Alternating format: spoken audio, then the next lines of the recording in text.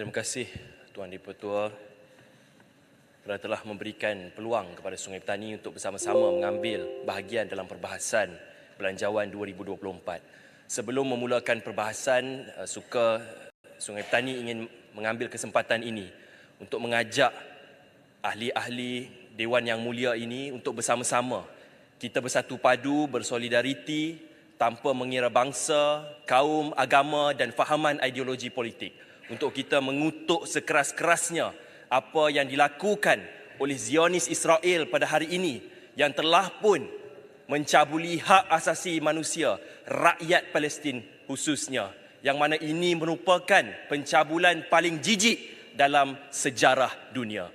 Maka dari itu saya ingin juga menjemput seluruh sahabat-sahabat ahli Dewan Yang Mulia ini untuk bersama-sama kita dalam anjuran satu himpunan solidariti bersama rakyat Palestin yang akan berlangsung di Stadium Axiata Arena Bukit Jalil pada 24 Oktober dari jam 7 malam iaitu hari esok.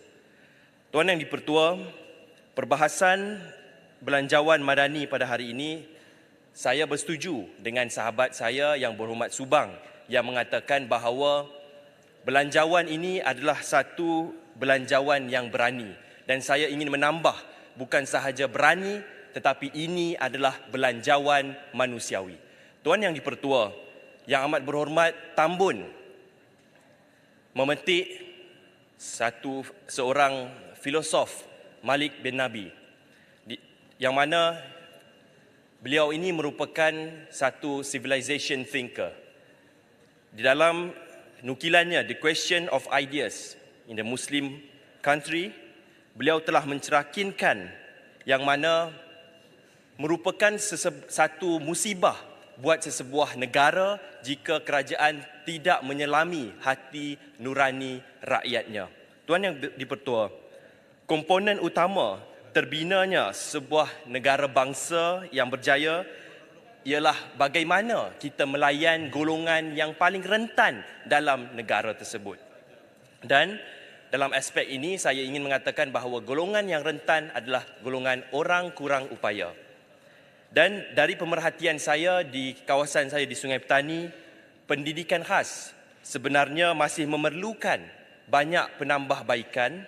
Pendidikan khas juga hanya dapat dijayakan jika diberikan satu alat bantuan pengajaran serta penambahbaikan dari segi teknik maupun silibus khusus. Sedikit sebanyak peruntukan sebanyak 30 juta ringgit dalam belanjawan kali ini akan dapat membantu ke arah ini. Dan saya berterima kasih atas pertimbangan ini.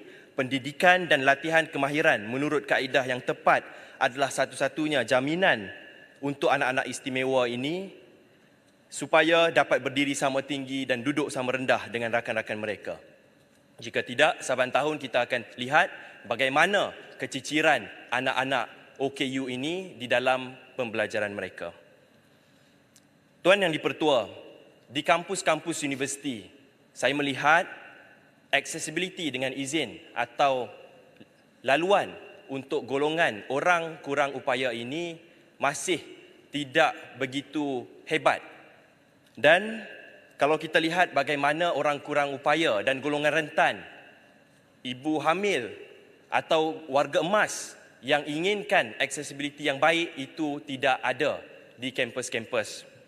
Dan kita lihat dengan penambahan bajet yang dikeluarkan oleh kerajaan, diharapkan supaya akan lebih teliti lagi mengenai accessibility dengan izin terhadap golongan rentan ini. Dan adanya penambahan RAM yang lebih baik di kampus-kampus supaya golongan ini juga dapat menikmati aktiviti-aktiviti yang lebih baik dan lebih kondusif.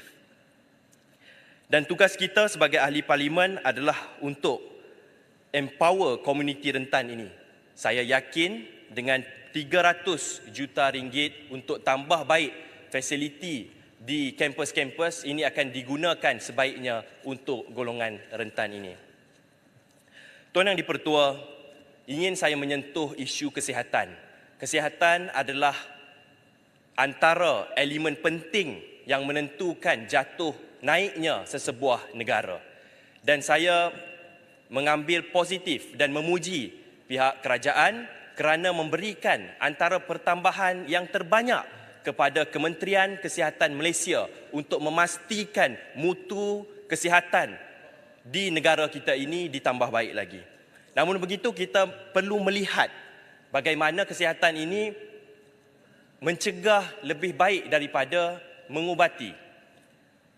Saya ingin menyentuh non-communicable disease di Malaysia. Top 3 adalah diabetes, hypertension dan high cholesterol.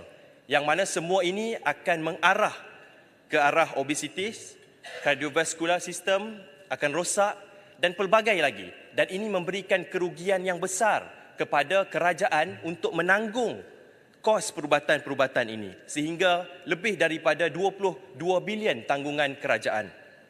Dan saya harap usaha sama antara Kementerian Kesihatan dan Kementerian Pertanian, Keterjaminan Makanan supaya dapat satu formula baru bagaimana untuk kita mengolah nasi atau beras pada hari ini. Kita lihat terlalu tinggi dia punya kuantiti, dia punya karbohidrat dan juga glukos di dalamnya. Kalau boleh kita mengolah beras tersebut supaya menjadi lebih sihat, yang menjadi makanan ruji untuk rakyat Malaysia, itu adalah lebih baik. Tuan Yang Dipertua, dalam perbahasan kajian separuh penggal RMK 12 yang lalu, saya menyentuh bahawa pentingnya untuk kita tingkatkan penjagaan primary healthcare. Dan ini saya puji kerajaan kerana telah memperkenalkan skim perubatan madani dan PKB40 yang telah pun mengurangkan kesesakan di hospital. Namun begitu, kita lihat banyak ahli-ahli yang berhormat masih mengeluhkan bahawa hospital-hospital masih sesak. Termasuklah di kawasan saya sendiri di Sungai Petani, Hospital Sultan Abdul Halim yang cukup padat dan sesak saban hari.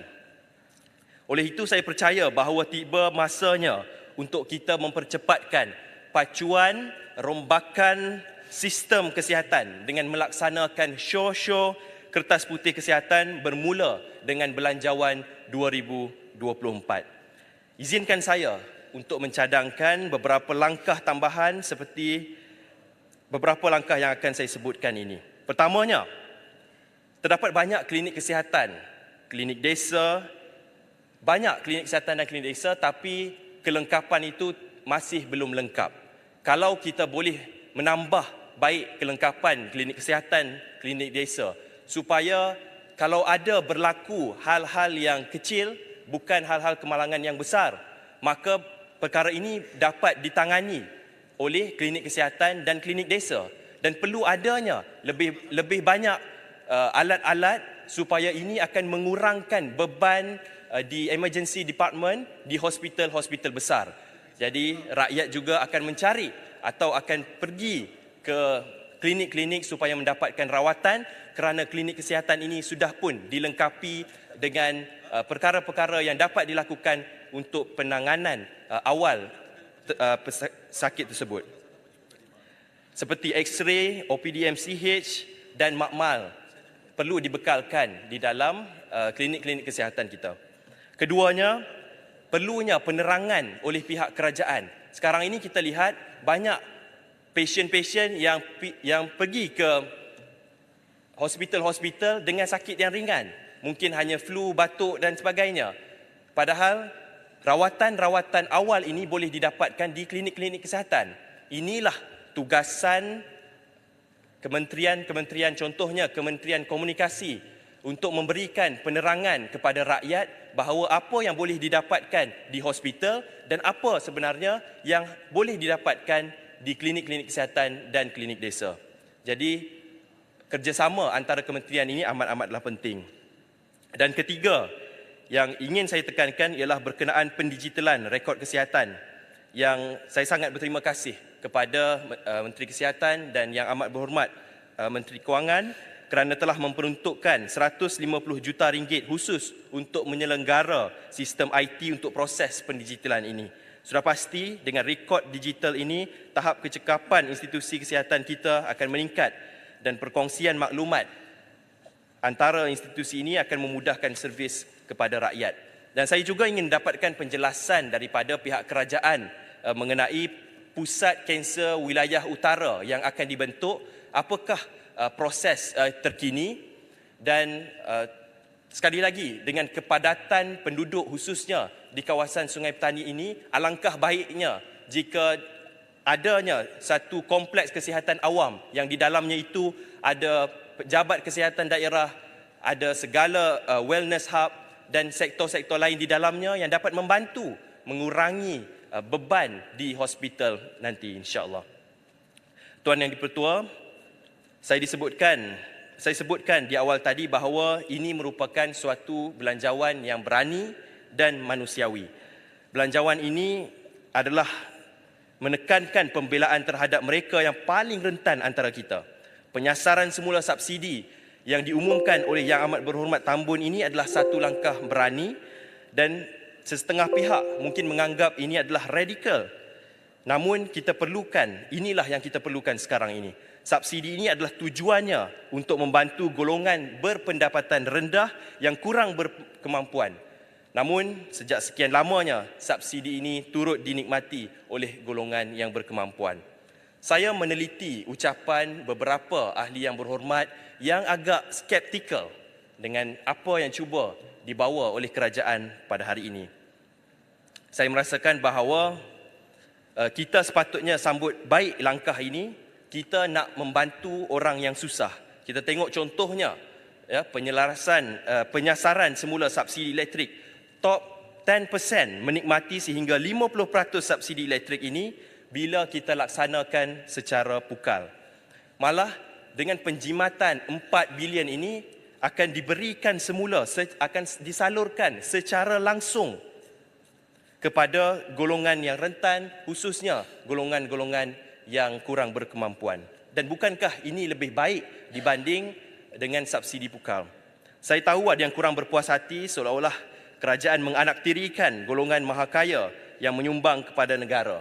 Tapi percayalah, government intervention seperti ini adalah satu kewajipan, terutamanya bila kita sedang cuba keluar dari kegawatan ekonomi. Untuk membidas hujah mengatakan kita tidak memberi perhatian kepada golongan-golongan kaya ini, terutamanya bila kerajaan mengumumkan capital gain tax dan penarikan subsidi pukal, kita perlu ingat berapa peratuskah rakyat kita yang susah. Dan selama ini kekayaan itu diambil daripada hasil jerih keringat warga golongan miskin di negara kita yang tercinta ini.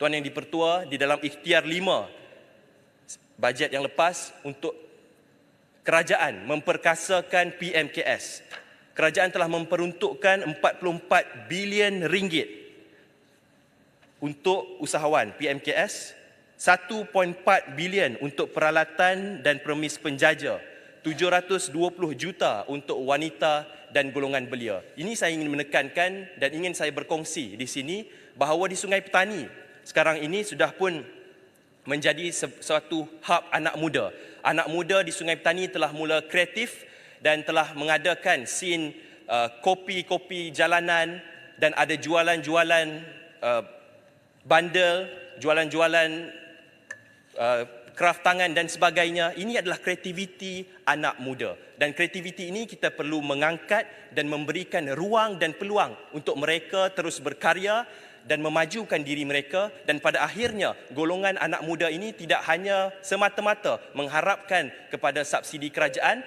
tetapi golongan dan generasi anak muda inilah yang nantinya akan menjadi pemacu atau yang akan memberikan pulangan lumayan untuk negara kita. Dan insya-Allah saya harapkan anak-anak muda di Sungai Petani akan memulakan perkara ini dan akan menjadi contoh di tempat-tempat lain.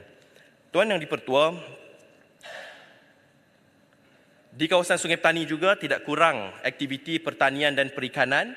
Bila mana Perdana Menteri mengumumkan bahawa harga lantai belian padi akan dinaikkan kepada RM1,300 per metrik tan, itu sudah tentu menjadi berita gembira buat para pesawah. Dan saya harap dengan semua subsidi ini akan menjadikan negara kita lebih mantap, lebih hebat dan semua golongan akan terpelihara dan pada akhirnya belanjawan yang berani dan manusiawi ini akan dinikmati oleh golongan yang benar-benar disasarkan dan inilah yang kita inginkan demi kesejahteraan rakyat Malaysia. Sekali lagi, saya ucapkan terima kasih. Sungai Petani menyokong penuh Belanjawan Madani 2024. Terima kasih.